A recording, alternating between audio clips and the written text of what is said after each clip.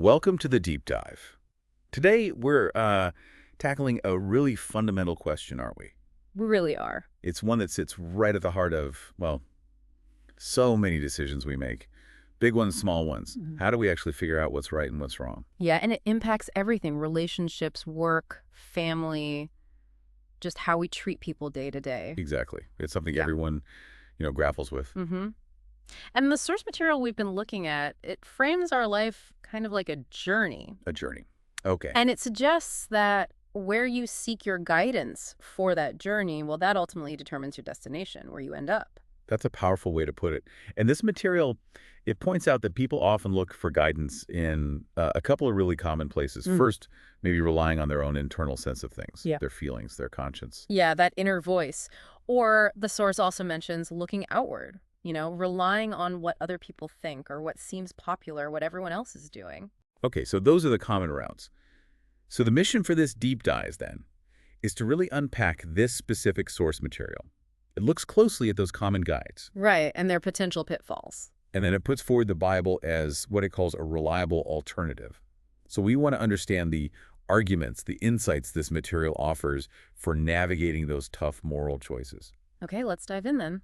The source starts by looking at that first guide you mentioned, relying on our internal compass, our conscience. It acknowledges we seem to have this built-in sense of right and wrong. We do, but it makes an interesting point that this conscience isn't just something we're born with, like fully formed. It's heavily shaped, it says, by the values we absorb from family, friends, the community, maybe a religious background, culture, all of it. So it's learned, in a way. Yeah, it's like a meter that checks if our choices line up with those values we've learned. That makes a lot of sense. We definitely learn from the world around us. But the source raises a question, doesn't it, about whether relying only on that inner feeling is always enough. Exactly. Is it reliable? And it gives the example of someone named Garrick. Garrick, right. What was his story according to the material? Well, Garrick apparently decided he'd just make up his own rules, Yeah. based purely on his feelings, what felt right to him at the time. Okay. Following his gut, so to speak. Yeah. And where did that lead him? Not somewhere good, according to the source. It describes it as a very dark path of immorality, drug abuse, drunkenness, and a lot of violence. Wow. So his personal guide didn't exactly lead to a positive outcome there? Not at all. It's presented as a cautionary tale about just following feelings. That's pretty stark. Okay, so beyond looking inward, the source also talks about looking outward, relying on how others feel, what's popular. Which seems logical too, doesn't it? We're Yeah. social beings. Sure. Seeing what others do can sometimes give us clues, and we naturally want to fit in, have people respect us. But again, the source asks, is this always a reliable compass? And it uses another example, Priscilla. Yes, Priscilla. She apparently followed her peers, went along with the crowd regarding premarital sex. Thinking it would bring happiness. That seems to be the idea, but the source quotes her saying it actually didn't feel good, and it led her to take unwise and careless risks. So another situation where the chosen guide didn't lead to the desired outcome. Right, so the material seems to be drawing a conclusion here, doesn't it? It seems like it. That while our feelings and what others think, well, they obviously play a role, maybe they aren't the most dependable foundation for deciding right and wrong. Exactly. It highlights how values can shift. What's popular today might not be tomorrow. True. And also that we ourselves can be kind of short-sighted. Right. We might not see the harmful long-term consequences of choices that seem okay or even exciting right now. Yeah, the source even quotes that ancient proverb, Proverbs 14.12, that it says something really sobering. Like, there is a way that seems right to a man, but its end is the way of death. That really drives home the potential danger, doesn't it? Relying only on what seems right to us or the crowd. It does. Yeah. A path can feel right, look right, be popular, but still lead somewhere, well, destructive, according to this proverb. Yeah. Okay, so if the source is suggesting these common guides have limitations, where does it point instead? For something more reliable. Well, this is where it introduces its main argument. The source argues that there is a source for moral guidance that's consistent, reliable, and works for everyone, everywhere. Universally applicable guidance. And it identifies this guide as... As coming from Jehovah God, describing him as the creator. Okay. And it presents the idea that humans were actually designed to look to him for direction. It quotes Jeremiah 10.23, which says, "It does not belong to man who is walking to direct his step." Implying we're not really equipped to navigate life perfectly on our own. That's the idea presented, that we need guidance from our Maker.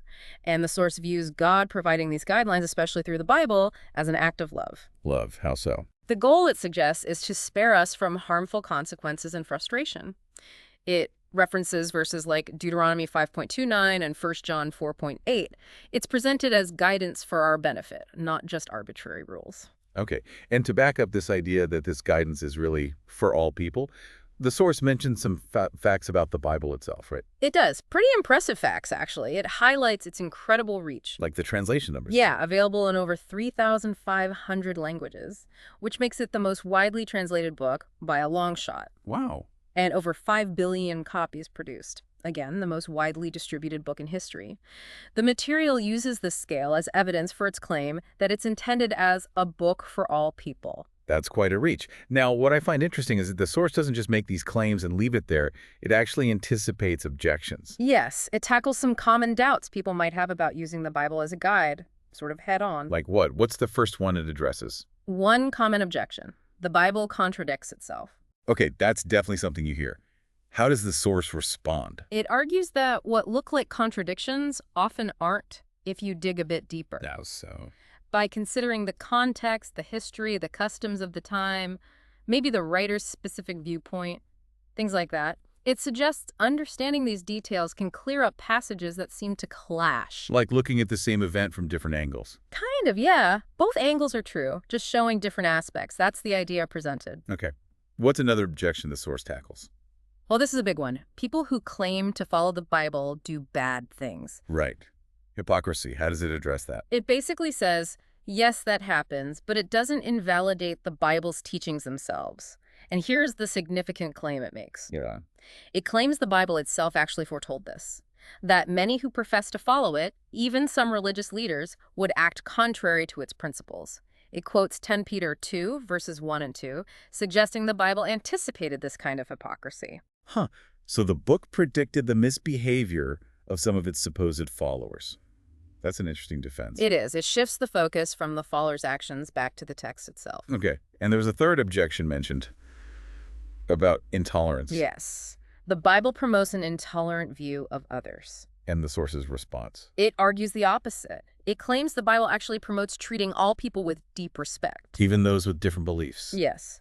It says Bible teachings oppose feeling superior, citing Philippians 2.3, or disrespecting those with different beliefs, citing 1 Peter 2.17, or even trying to force your views on others, referencing Matthew 10.12. So respect, not coercion. That's the argument. It emphasizes that God treats people kindly and fairly. It mentions Romans 9.14 and encourages his followers to do the same, to see people as God sees them. That's the perspective the source puts forward. Okay.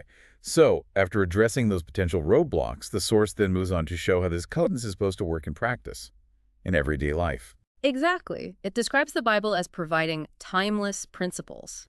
Principles for making wise moral choices. Timeless, meaning they still apply today. That's the claim. Because basic human nature, our fundamental needs and challenges haven't really changed. It quotes Ecclesiastes 1.9, there is nothing new under the sun. We still deal with the same core issues in relationships, decisions, money. Right. And it gives specific examples of these principles. It does, like honesty. It cites Hebrews 13.1 about wanting to be honest in all things.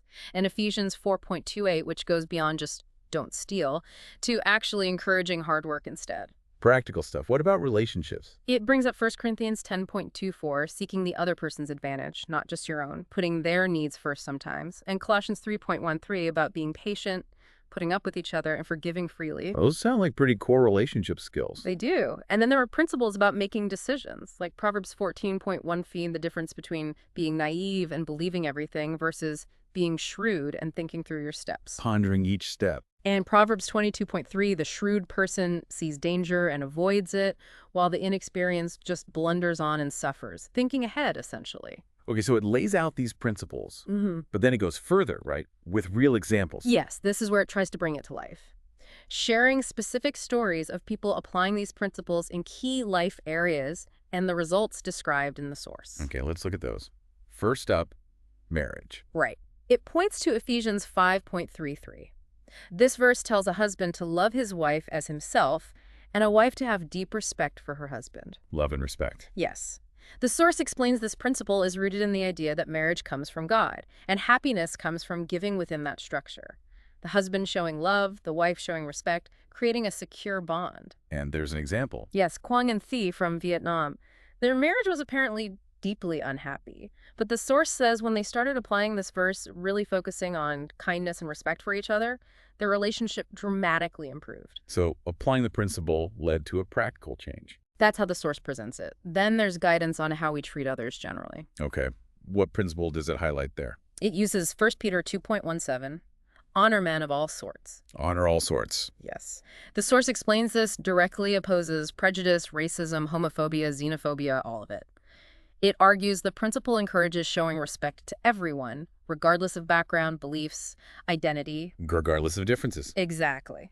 It references Acts 10.34 about God not being partial and Matthew 7.12, the golden rule, treating others how you want to be treated. And the example here is Daniel. Yes, Daniel. He apparently had strong prejudice against people from Asia, called it patriotism, but would publicly insult them. Okay. But the source says learning and applying these Bible teachings completely changed him. He started to see people, it claims, the way God sees them. Overcame his prejudice, learned to love all sorts of people, even made international friends. A big transformation attributed to the Bible's guidance. That's the connection the source makes. Then there's money, always a big area. Always. What guidance does the source highlight for that? It uses Ecclesiastes 7.12, which talks about wisdom and money both offering protection. Okay, but is there a difference? Well, the source's point, backed by verses like Proverbs 18.11 and 23.45, is that money offers some protection, sure, but it can't guarantee true happiness or future security. Wealth can vanish. Right, we see that happen. But wisdom from God, the source suggests, leads to deeper, more lasting happiness and security. It cites 1 Timothy 6 about finding true wealth in generosity and spiritual things, not just money. And the example for this one? Is Cardo from Indonesia. He apparently had it all, materially speaking. Luxury goods, cars, houses, the works. Living the dream, some would say. Right. But he lost everything due to fraud and felt totally empty, disappointed, even with the memory of those riches. Oh, well. The source says that after this, he applied the Bible's advice, chose a simpler life focused on spiritual things, and found what the source calls true and lasting treasure, a happiness and peace his money never provided. Another striking story. Okay, the final area the source touches on with an example is sex. Yes. It references 1 Thessalonians 4, verses 3-5, which advises abstaining from sexual immorality. Sexual immorality. How does the source define that term? Based on other scriptures, like 1 Corinthians 6, this includes things like adultery, prostitution, sex before marriage, homosexual acts, and bestiality. Okay. It states that the source material presents God's standard as sexual relations being exclusively for a married man and woman. It cites Proverbs 5 about finding joy within marriage. This is the interpretation and definition provided in the source. Got it. And the example person is Kylie. Kylie from Australia. As a single person, she'd had negative experiences seeking relationships outside marriage. She thought it would bring love and security. But it didn't. According to the source, no. She found hurt and insecurity instead. But it says applying the Bible standards helped her find genuine security and avoid that heartache. She felt loved by aligning her choices with, as the source puts it, the way Jehovah wants us to live. Okay. So these examples were presented as, well, proof of concept almost, that the guidance works in real life. Yes, exactly. It's presented as practical with tangible positive results for those who follow it. And the source wraps up by stating that choosing to live by God's standards ultimately leads to peace and happiness, quoting Isaiah 48. But it also acknowledges it might be hard sometimes, making those changes. It does. It acknowledges it might require effort, feel challenging, but it counters by saying God isn't asking too much, citing Deuteronomy 30.11, and it describes his commandments as not burdensome, quoting 1 John 5.3. So achievable, not overwhelming. That's the message. And importantly, the source offers encouragement. It claims God will actively help those who choose this path. It quotes Isaiah 41.33. Let me guess. I will help you. Basically, yes, I, Jehovah your God, am grasping your right hand, the one saying to you, do not be afraid, I will help you. And this help, the material says, comes largely through his word, the Bible. So guidance and help are both offered, but ultimately... Ultimately, the source makes it very clear. The choice is personal. God provides the path, the guidance, the help. But walking that path, living by those standards, that's up to each individual. A personal decision. It references verses like Deuteronomy 30 and Joshua 24 about choosing who you will serve. Exactly. It's framed as an invitation. Choose life, choose blessings by following God's way. Well, we've certainly covered a lot of ground today journeying through this source material. We looked at the common ways people often seek moral direction, Right. Feelings, the crowd. the limitations the source points out in those approaches, and then its detailed argument for the Bible as a reliable guide, complete with those real-life examples of people applying its principles. And the source definitely makes a strong case from its perspective that applying this guidance, while maybe requiring changes, is presented as the way to find genuine, long-term happiness and peace. So here's a final thought, drawing from what we've discussed. The source claims God's standards found in the Bible are always reliable now and forever, quoting Psalm 111.8. Unchanging standards. In a world that, let's face it, is constantly changing, where values often seem to shift, what does that claim suggest about where you, our listener, might look for guidance the next time you face a really significant moral choice? It definitely gives you something to think about, doesn't it? About the kind of foundation you want for your decisions. Stability versus shifting sands. Indeed. And this source material invites you to explore these ideas more deeply for yourself. It mentions finding more information on jw.org. A resource the material itself points readers towards. And that wraps up this deep dive into how we decide right from wrong, according to the source material we examined today. A truly fundamental question with really profound implications for everyone.